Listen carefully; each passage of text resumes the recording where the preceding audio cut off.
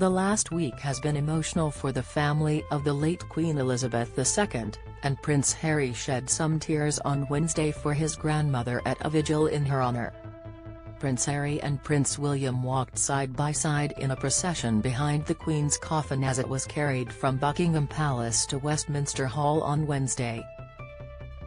They were later joined by their wives, Kate Middleton, the Duchess of Cambridge and newly appointed Princess of Wales, and Meghan Markle, the Duchess of Sussex, at the service for the reception of Her Majesty's coffin. According to Entertainment Tonight, the vigil was solemn in nature, with both Kate and Meghan in black dresses and matching black fascinator hats, and sentimental jewels both gifted to them by the Queen. Prince William donned his military uniform while Prince Harry wore a black morning suit adorned with military medals. In one touching moment, the Duke of Sussex could be seen wiping a few stray tears from his eyes.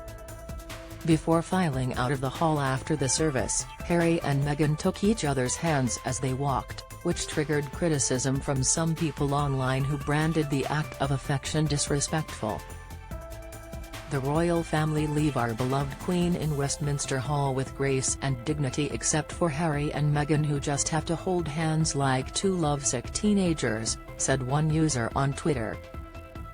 "They really get on my nerves."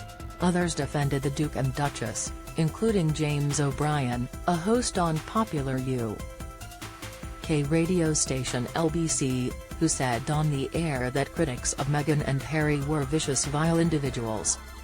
A man who has suffered the unimaginable pain of being compelled to walk behind his mother's coffin in the eyes of the entire world held his wife's hand as they came out of a ceremony that would have brought back memory after memory after memory of the worst day of his life, or the second worst day of his life after discovering he'd lost his mum, O'Brien said. Prince Harry and Prince William no doubt were reminded of their mother Princess Diana's procession and funeral on Wednesday, as the Queens followed much of the same route that they took 25 years ago this month.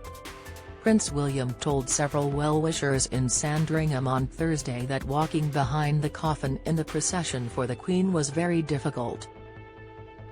According to royal reporter Richard Palmer, Prince William told a woman sympathizing, sick, with him at Sandringham that the procession yesterday had been very difficult and had reminded him of walking behind his mother's coffin.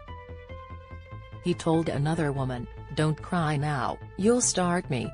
Queen Elizabeth II died on September 8 at Balmoral, her home in Scotland, where the young William and Harry were when they learned Diana had died in 1997. Their grandmother kept them in the privacy of the Aberdeenshire castle to allow them to grieve before they had to travel to London for their mother's funeral. The Queen's body will remain at Westminster Hall before a second smaller procession will take her to Westminster Abbey on Monday, September 19, the morning of her funeral. Newsweek reached out to a representative for the royal family for comment.